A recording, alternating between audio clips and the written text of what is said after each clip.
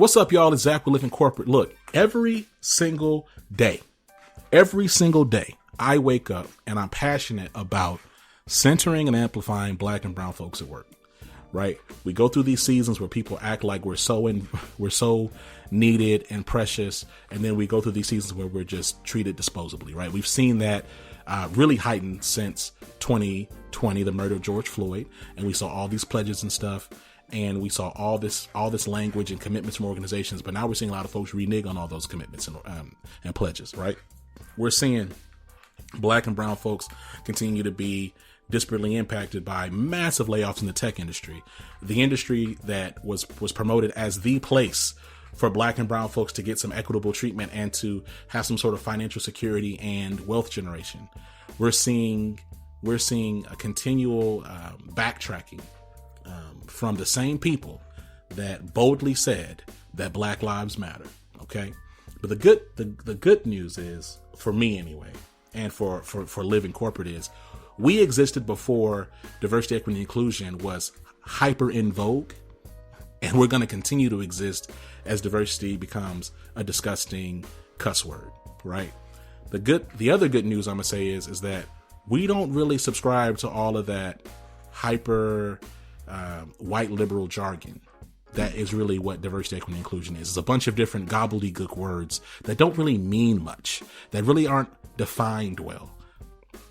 I'm excited about the fact that we have conversations with executives, activists, elected officials, entrepreneurs, influencers, artists, and every single week, dare I say every single day, we're publishing content that challenges systems, structures, and people to do right by historically marginalized people.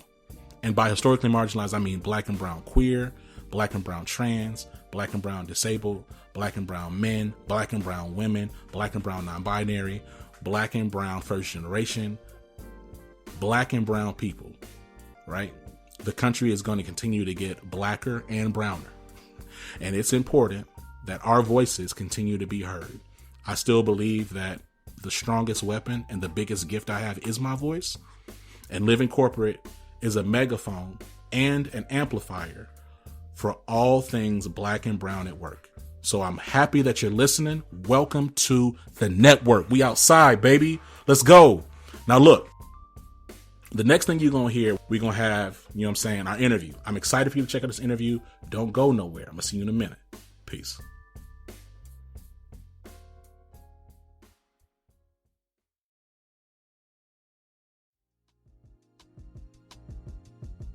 Dr. Abdulrehman, how are you doing? Welcome to Living Corporate. I am good. As Toni Morrison said, I am angry, but then I get to work. So that's how I'm doing. You know, it's interesting. We talk to a lot of authors, right? And professors and, you know, accredited PhD folks like on Living Corporate. We've been doing that for years now, to be honest. You know, your book, Developing an Anti-Racist Cultural Competence. I find like the premise itself very intriguing, maybe because of what I'm projecting onto that title. But talk to me about like how you got to, first of all, what triggered the decision to even write a book? And then part B to that, what led to the title, Developing Anti-Racist Cultural Competence? Well, I mean, I remember when I first got into consulting, coaching, and speaking, one of my colleagues is like, Abdulrahman, you're going to have to write a book. And I'm like, I'm not writing a book. I have no time for that. I just was like, I'm not writing a book. But I have been quite explicit and quite direct in a lot of the work that I do. I've developed all sorts of resources. And I believe in telling the truth. I do not believe that we can get far without being able to be honest about the nature of the problem that we face in our world when it comes to equity, diversity, and inclusion. But then one of my colleagues approached me a few years ago, and he's like, I think it's time for you to write your book. And I'd like you to write the book for the series. The series is typically written for clinicians, But I was like, no, I don't want this book to just be for clinicians. The idea here is that we all need to develop these skills. And so that's how the book was developed. And the book was meant to be addressing cultural competence. But for me, the whole concept of cultural competence is very much a colonialistic kind of idea. And I don't think that we can approach cultural competence unless we do it in an anti-racist way. And that's where that comes from. I think colonial culture has a history of treating people of color and people who come from non-white cultural communities as a cultural zoo. And there's documentation of human zoos. National Geographic is very much, that type of cultural zoo. And as a result of that, we approach people of color and their culture and their world perspectives as an anthropological exercise. As Ellen Cleghorn said, why is it that the famous Saturday Night Live female Black comedian, she's like, why is it that, when white women are naked, it's pornography, but Black women, when they're naked, it's anthropology. And so when we approach cultural competence, for me, the dilemma here is that we tend to other people, and it's as if people are walking around in a zoo or they are looking into a fishbowl and they don't recognize that they too swim in the same water as we do, and that the work to become culturally competent is really the work to become anti-racist. Well, and I'll say this, and like not to tweak or edit your language at all. It also sounds like there's a work to become more empathetic to the human experience and respectful of like your fellow human being. I mean, the idea of treating people, and to your point, the historical record of having Black and brown people in zoos is well documented. I'll ask you this too, especially as we think about this landscape and you being an academic, right? Like, certainly you're aware of like the increased tensions and resistance on matters of anything that has an E, a D, or I, or J, or whatever in it. What are you experiencing in this moment and writing and publishing research so explicitly in this arena that maybe is unique to this season, or maybe it's not unique to this season? I'm curious just to hear, like, what has that been like? Well, I think that generally speaking, I will say that there's a lot of positivity. I think people do appreciate the honest perspective, but with that honesty will also come people who, people who are very angry about it. And it's not uncommon that I get hate mail. People who kind of dive deep, learn about who you are, include that in the hate mail. That kind of stuff can be a bit unnerving. I'd say in today's political climate,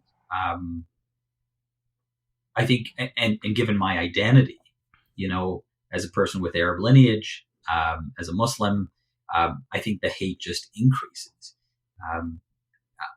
The dilemma here, I think, is with doing the work with diversity, equity, and inclusion is that we can't be selective about what topics we address. None of us are free until all of us are free. And people don't understand that these aren't matters of charity. You mentioned the concept of empathy. Yes. But I think what people don't understand is not addressing diversity, equity, and inclusion in any aspect of space and ignoring really critical elements tied to our human existence and our world experience really actually negatively impacts like people with great privilege as well too. There's research that shows that, not addressing inclusion actually artificially increases a sense of self-worth as an ethnicity and as a culture in white people. And so really what we're doing is breeding racism and, creating poor world leaders. And that's critically important in every domain, any work sector. This is not a matter of charity. This is a matter of human development and growth. And that's to me is the critical thing, despite the hate that I might get. You talk about your own background, and like offline we were talking about. I was asking you about your ethnicity, and I was like, like it's saying are you South Asian? You're like, well, I'm Zanzibari. And I'm like, that's super dope. Like, talk to me about the intersection of, your own lived experience and identity and like anti-racism, right? So like, I think like there's this, and I asked for a variety of reasons. Shoot, first of all, I asked because I'm excited to get your perspective. Second, I asked because I'm personally selfishly curious. You think about like, in this DEI space or IND or whatever acronyms you want to put together. There's a lot of effort to bundle and as a consequence erase like multiple non-white identities, right? So let's use the word people of color. I think in Europe they use the term BAM, which is just like, it's basically like everybody who isn't white is just Black, Asian, and Middle Eastern. It's like, it's ridiculous. I think what happens though in that work, in that effort, is it erases like the very real nuances of bigotry, discrimination, racism, sexism, patriarchy, misogyny, etc., homophobia, ableism, the list goes on, that happens within those spaces. So like when you talk about like cultural competency, like I'd love just to hear your perspective on like how these things may pivot and look different group to group, like within these non-white or these non-majority spaces. Yeah. Okay. I'm going to take a deep breath. I got a lot to say. So, first and foremost, I talk about my identity in the book. Like, I think there are times that we approach this issue in a very academic way and, from a distance. I don't think that's how we're going to get further. And so I like to practice what I preach, and I use my identity in the book to talk about who I am. Now, and I did a whole TEDx talk on this called Resolving Unconscious Bias, with the title, but where are you really from? And this is something that's kind of plagued me, right? It's just like when people, like, I think the concept of race is really a racist ideology where we pigeonhole people into these kind of like, which race are you? But race is a social construct. It's a racist social construct. And the moment you step outside the United States and Canada, it kind of falls apart. And there are places in the world where, like, how far back do we want to go to determine our quote unquote race? And so for me as a Zanzibari, like, I remember immigrating to Canada and everybody would say, well, what are you? What are you? Who are you? And I would say, well, or where are you from? And being an immigrant at the time, my identity wasn't necessarily immediately tied to Canada. It was more tied to Tanzania. And I'd say I'm Tanzanian. And they'd say, yeah, but that's in Africa. And I said, yes. And they said, but you're not Black. And, I'd take a look at my skin. I was like, well, I know that, And so we have these stereotypical ideas of who belongs in certain places. And people don't understand that the world is actually a very mixed place. So, my grandmother is Indian, but her maternal line goes into Northern Europe. We've got strong lineage in Arab blood, which would be in Oman. My great-grandfather is Turkish. We found out through some lineage testing that we had some East Asian blood. It's like, where are we going with this? How far back? And for me, ethnicity is really very cultural. It's not just about how we present, because I think at some point in time, any of us done the 23andMe genetic test, we find the question of who we are is really our culture. Right. And that becomes very clear to me when I go back to visit. Like I did a lot of teaching in Tanzania and Zanzibar. And a lot of people see me as a foreigner. In fact, when I'm there, it's not uncommon that people will engage with me and they call me Mzungu, which in Swahili means white man. And now, not because of my presentation phenotypically, because there are white people that are clear, but because of how I present, that my culture represents where I grew up, which was Canada, how I talk, how I engage, what are my mannerisms. And it actually takes some convincing for people, when I do the work, people are really held back. And then, my colleagues there would be like, you can just be honest with him. He's from here. And they'd be like, oh, and they're like, do you know Haji Omar so-and-so? he had like a Turkish delight shop, like a lokum shop, like down on this street. And they're like, yes. And they're like, this is his grandson. And they're like, oh. And it's interesting that it's culture that connects us. Mm-hmm. It isn't necessarily our ethnicity.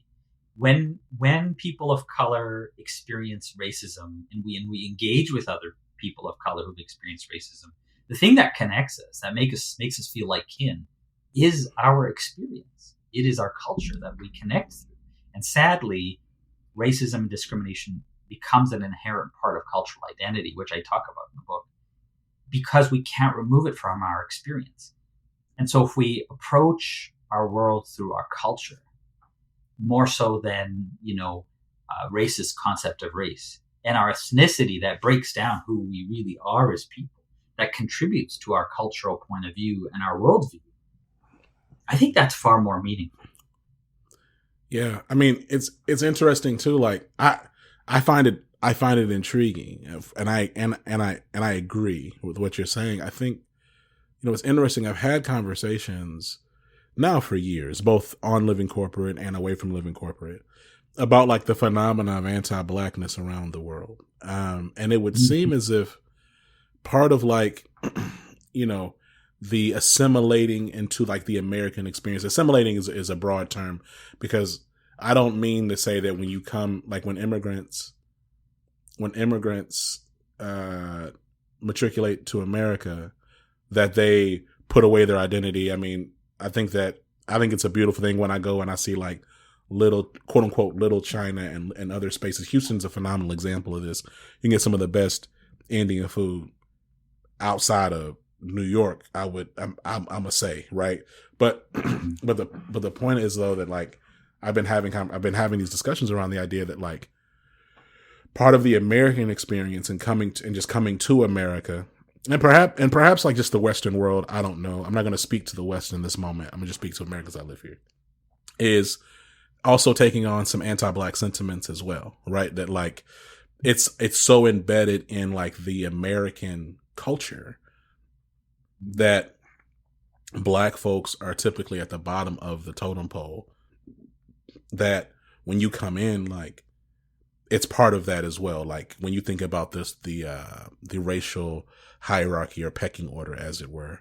I'm curious, like, have you heard similar sentiments, considering like your extremely global profile and like your background? Like, where does the concept of anti-blackness come into this larger framework of anti-racist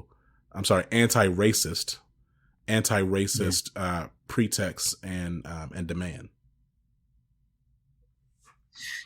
Well, I think it's critically important. Like, I think sometimes this is where I think the concept of racism is racist, right? Like, I think when we think about blackness, we think about one group of people, one perspective, and that's not how it works, right? Like, so in, for example, the Arab and Muslim community, blackness is tied into that.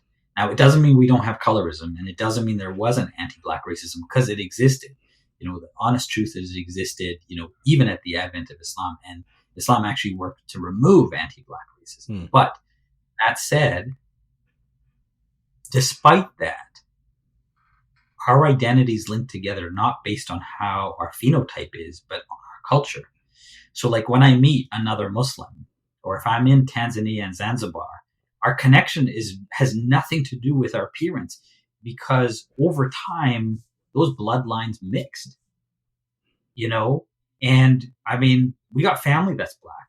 Mm-hmm. My son is part black, because his mother had that mixture, so the question is, where does one end and the other begin? And I think we in North America and the Western world really aim to start dividing. And anytime you speak with people who come from a mixed race background or a mixed ethnic background, they'll talk to you about the frustrations with it. Yes. And coming up with their identity. So for me, anti-black racism, yes, it is a thing globally. There is no doubt about it. But I do appreciate it, like when we address the concept from a cultural landscape. Because once we address it from a cultural landscape, we have greater like overlapping, intersecting identities. Yeah. My ability to connect with my Black colleagues is based on our common experience. Yeah. Me connecting with my Indigenous colleagues is based on our intersecting identities. Yeah. But this concept is not new. We talked about the concept of cultural competence being a colonial white kind of thing.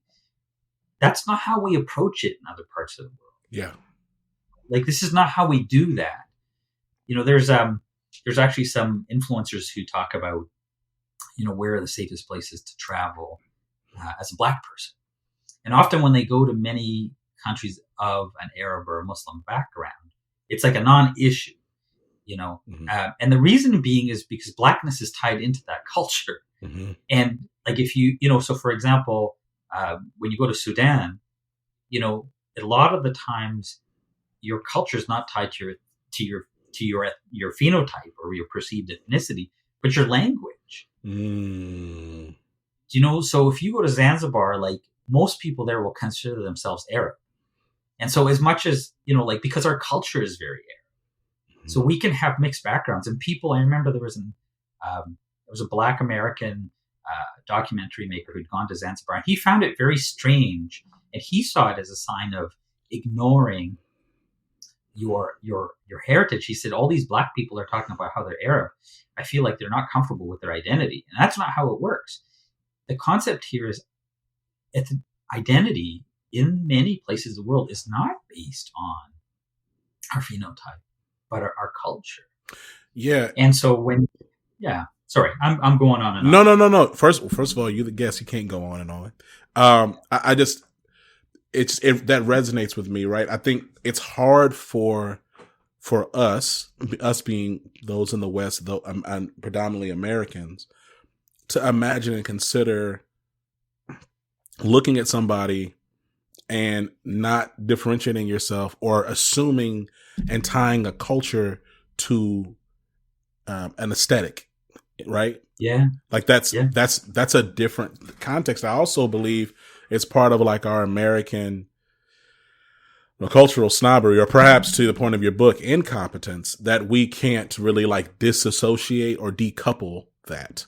But it's interesting, right? I remember when I went to the Black History Museum in DC, and for those who are listening and don't know, when you start in that museum, you start at the basement, right?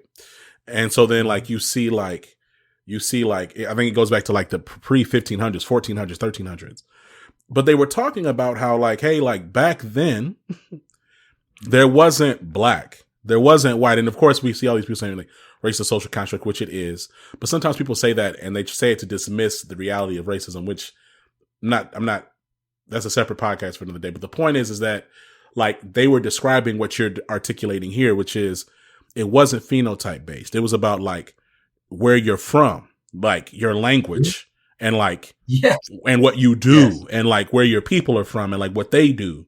It was very much so it was very much so geography. It wasn't oh, your eyes are smaller or your nose is bigger or your skin is darker or your hair is kinkier. It was about, hey, no, we're all from this particular land and this tribe or this group. Correct. So let's talk a little bit about I love the idea of, and to your point about divisiveness, I love the idea of embracing culture, understanding and sharing experience. That is a much more unifying avenue from my vantage point, Dr. Abdulrehman, in that you can build from that. We can have a conversation about shared experience, about shared background, about travel and things of that nature. And that isn't to erase the things that are about you that are unique. But it's tough if I'm going to have a conversation and all I look at you and I see, and I just presume you're Arab, right? Or Asian, or Asian, or whatever, some kind of brown. Yeah. And it's we're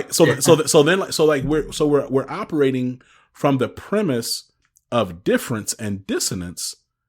Then how do we really build there? I mean, I'm curious, right? Like you're also like you sit in this academic space.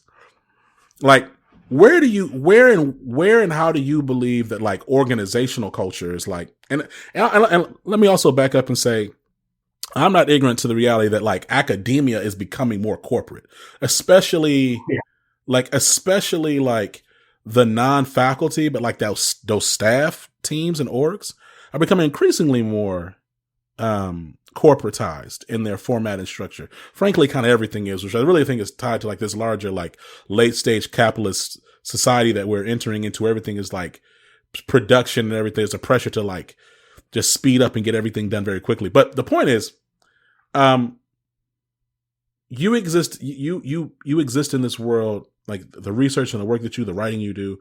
Where do you believe organizations, like for-profit organizations, can apply cultural competence? Yes. To their day to day? Like, what does that look like in your mind? Yeah, I want to take it one step back and talk a little bit about relating to culture, because I think it ties into this next question. Sure. So I feel very at home in African culture because it is my culture, right? Like if I see Black people, I feel at home. Mm-hmm. Now that's an odd thing for people to think of when they look at my face, but they don't understand who I am and where I've come from and who I consider home and who I consider family. And so it's important to understand that perspective. And so when we think about who we see as local and who we see as belonging to our community, that is critically important for corporations to pay attention to. What we know from the data, so I collected this broad base of data based on a tool I developed called the Bias Outside the Box tool, or testbias.com. And it gives us a sense of how people see those who are different from them, including people of color. What we have found overwhelmingly is that people of color are seen as foreign and white people are seen as local. Mm-hmm. That's a critically important fact for any corporation to pay attention to, because they understand now not only how their teams work, but also the market base that they may have.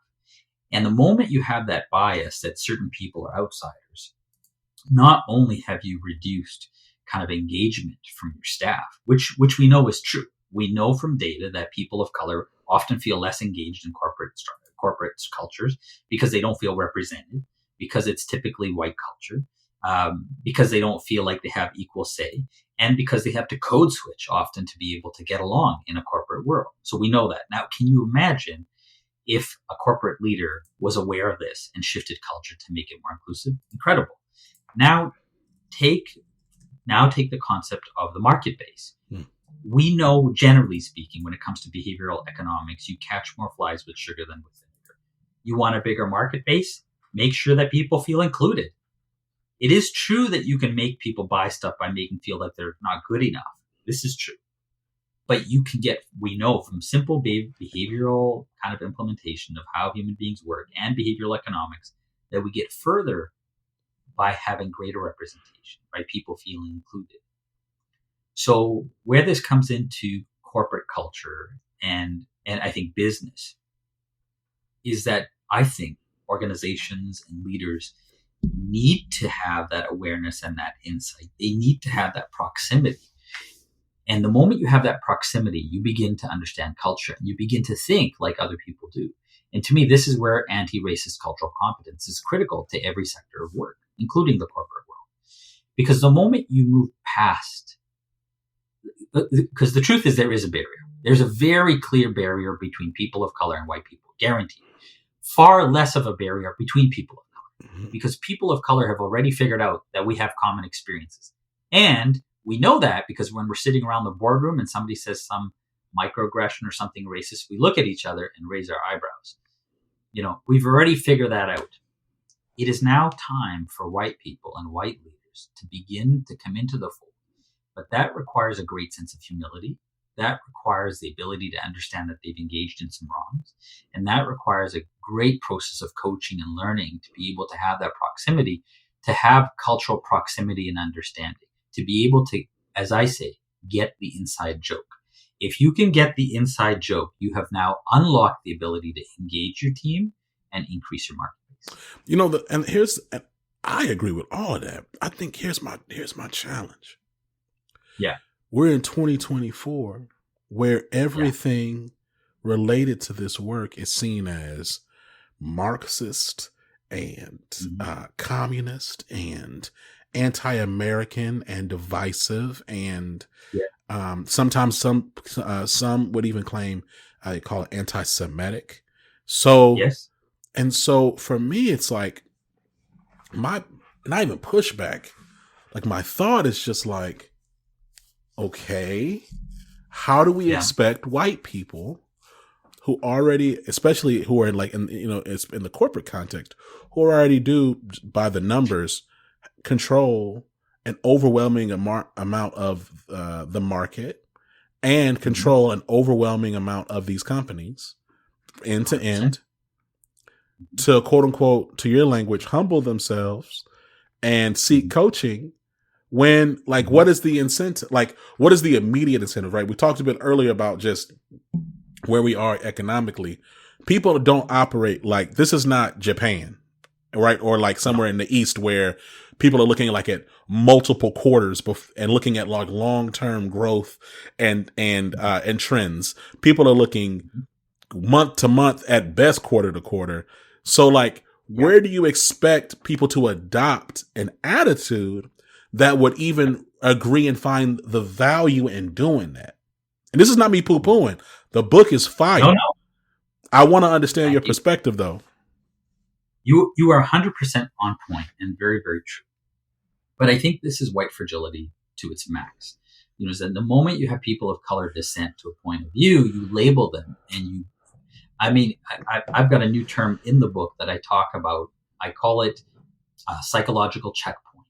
That in order to be granted the privilege, any validity for your point of view, you must surpass an agreement that you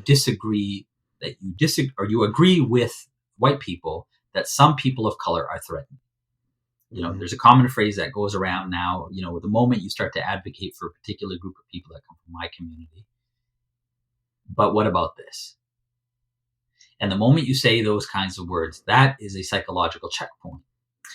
So yes, I agree that there is great sense of fragility where we deflect blame. Now, I'm going to take it one step further. To me, racism is ultimately a form of group narcissism. What we know and understand about narcissism is many times people don't understand it. You know, they don't understand that they carry that, but it places them at the top of everything. And the moment that is threatened, they attack, they deflect, and they split groups of people. And so it's not uncommon that we see many times where white leadership will split people of color to fight against each other. And I often talk about when there is such little inclusion, there's only a few crumbs left. The hungry will fight over those crumbs. So yes, full and truth, this does exist. To me, this is where it comes back to a cultural shift. And I think many corporations really need to be thanking dissenting movements, because they're the ones that shift culture, that make it more inclusive. Ironically, many companies will fight that change. Like, for example, you know, we've been advocating for the Black Lives Matter movement for a very long period of time prior to George Floyd. But after George Floyd, you know, it was that movement that pushed many companies into, I don't want to speak on their intent or their authenticity, but to now include Black people in commercials and have greater representation. So, you know, they went along with it kicking and screaming, but it took a great degree of that movement of dissent to be able to get to that point. So regardless of their sincerity, that movement actually broadened their market. And so how do we make people do that? There's two ways. Number one, I do think that we need kind of activism. And whether white people realize it or not, whether white people who are racist realize it or not, the activist movement is beneficial for society as a whole, including for business. People don't get that. Now, the second piece is, this is where strong leadership is needed. And anytime I work with a leader, anytime I work with an organization, I say to them, you need to be able to take certain steps to be the first person to do things, to be able to shift culture so that who are typically seen as foreign are now seen as local. And if you can do that, and you can advertise that you're doing it, and you can articulate the reason why you're doing that, you become a leader in the space. You know, And that puts you ahead in and terms of retainment and in terms of business. but like, I'm gonna say this: it's really rare for organizations to want to be the first mover, right? It's so much Yes. monkey see, monkey do behavior here between these really senior executives. Everyone Yes, is scared to lead in anything, and certainly anything that it pertains to anything that would be seen as a third rail, right? But you're absolutely right. I mean, I'm not gonna say the name, but I remember I was speaking to a CDO. This was years ago, and they're pretty incompetent. But I was talking to them about, like, hey, every time we want to say something or put a statement out or do something, why do we have to look at what other people are doing? Like, why don't we just look at what our core values are, what our strategy is, and then let's make decisions based against that, not against what the competitors are doing, those at the top of the hill. Like, if all you're going to do is do what everybody else is doing, you might as well not do anything at all. Like, just don't do it. I agree with you, though, that, like, and it's funny because we're having this conversation right now, and I know there are people who are listening and rolling their eyes and going, oh, that's unrealistic. But the reality is, every year, there's like that handful of companies that actually decide to be the first mover, and they end up winning in the market. Yes. Right? 150. Yeah. Let's talk about why it is realistic. One of my biggest complaints is that the moment we move towards activism that affects the minority of white people, we move faster. Anytime it involves people of color, we're far slower. We just know this. But we have done this already, right? We have made quick, drastic movements that actually impact the benefit of all society. We've done this in the past. We've done it with COVID. You see, anytime we recognize there is a huge impact that does impact white people, we move fast. And when we do that, there are times where we need to shift and make action prior to getting consent from the general public. And we've done that with COVID. And you know what happened? Everybody went along with it. There was good public health knowledge. We understood why we were doing it. There was good information that went along with it. And I think that's a critical part. I think there's a huge psychology to being able to make this change, which is why I do believe organizations and companies do need consulting psychologists along the way to help them understand and navigate and translate the movements that they're making. But when we did this for COVID, we moved. Were there people that were unhappy? Absolutely. But here's the interesting thing. You know, the people who are often complaining about, you know, the social distancing and the mask, did you notice that the same people were eventually protesting out there with masks? You know, it is possible. It is not unrealistic. We have done it. The dilemma here is that the moment it influences people of color, people get scared. And now for a moment, I'm going to come to the defense of white people.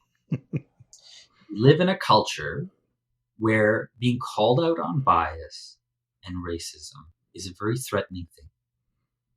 And really, you know, what I talk about in my book is that we need to move towards a culture where we understand the process of becoming inclusive is going to be a challenging process. And we need to create a culture by which people are asking to know versus asking to tell. And if we create that kind of a culture where people who don't understand are going to say offensive things, but they're asking to learn, you know, most of us people of color, individually, one-on-one, we can tell the difference between asking to know and asking to tell. And when people are asking to know, people are very gracious. Sure, you want me to tell you? I'll tell you.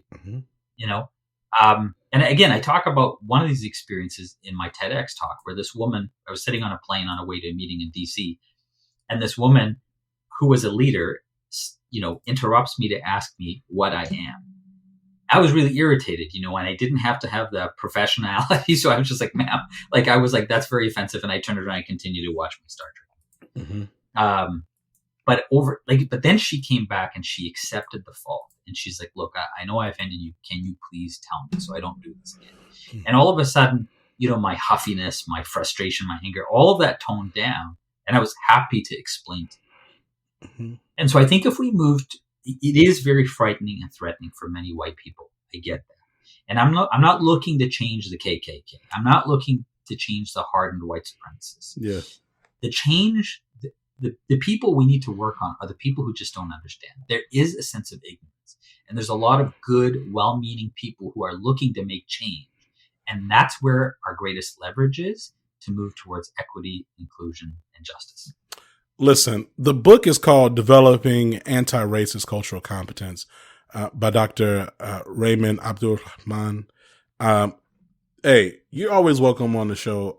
We need to do probably like a part 2 and 3, because I do want to talk about how we get past like the fluffy, touchy-feely element of some of this space and this work and tie it and get it into like actionable things that drive organizational transformation for the benefit of employees and the customers that those employees serve, right? Like, I think about the space, like when I think about the future of this work, I think about that through line being crystallized. Yeah. That's the real way that this work is going to be, in my opinion, sustainable, right? Like we see these dips, these ebbs and flows. Like right now we're seeing massive layoffs of DEI teams. We're seeing massive headcount reductions, even for HR people, right? I mean, even like as this work perhaps is outsourced and exists like in EAP in the employee assistance programs, but like there needs to be a different model, in my opinion, of how this work is structured so that it is more easily and obviously attachable to like these like capitalistic enterprises. And perhaps, you know, I mean, I'll say this, like, not to name drop too crazy, but we had W. Kamau Bell on and I said, look, is this work even really compatible with capitalism at all? And he was like, no, right? But I'm gonna sell this book though. And he was still selling that book. So like, I want us to continue these conversations. This work has to continue. The idea of culture being its own concept, segmented from and or not necessarily always married to phenotype, is huge. I think that's a largely non-Western way of thinking and doing and operating. But look, before I let you go, where can people buy the book? Released, like plug all that. Yeah. The book, you can purchase it right from the Hagrefa website. There's a link if you want, I can share that with you. We'll put it in the show notes Amazon. Too. Yeah. And there's a link for Amazon.com as well too. It's up on Amazon now. Mm-hmm. It'll be released in a couple of weeks. It's gone to press. It'll be out in a couple of weeks. So you can purchase it there.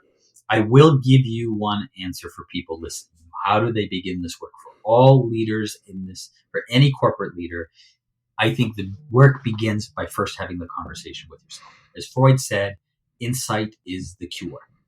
And I understand the threat and the fear of being able to test bias publicly. And that's why I developed testbias.com. It's for people to have the conversation with themselves. That begins the step to understand what it is you need to do. And then there is the last chapter in my book, beyond the therapy room or beyond any working relationship. We cannot rely on work to inform and educate us on equity and inclusion and justice. This work is self-development work and needs to begin outside of work, outside any transactional business room, any therapy room. And there's a whole list of suggestions that I make in that last chapter that I encourage people to read. Man, you dropped a bar on the way out the door. Dr. Abdulrehman, it's a pleasure. We look forward to having you back soon. Till next time, man. Peace. Pleasure to meet you.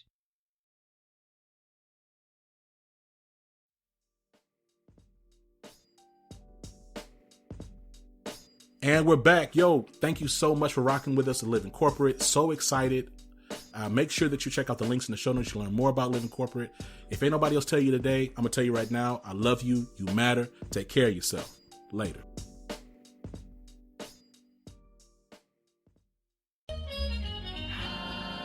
Living Corporate is a podcast by Living Corporate LLC. Our logo was designed by David Dawkins. Our theme music was produced by Ken Brown. Additional music production by Antoine Franklin for Musical Elevation. Post-production is handled by Jeremy Jackson. Got a topic suggestion? Email us at livingcorporatepodcast@gmail.com. You can find us online on Twitter, Facebook, Instagram, and living-corporate.com. Thanks for listening. Stay tuned.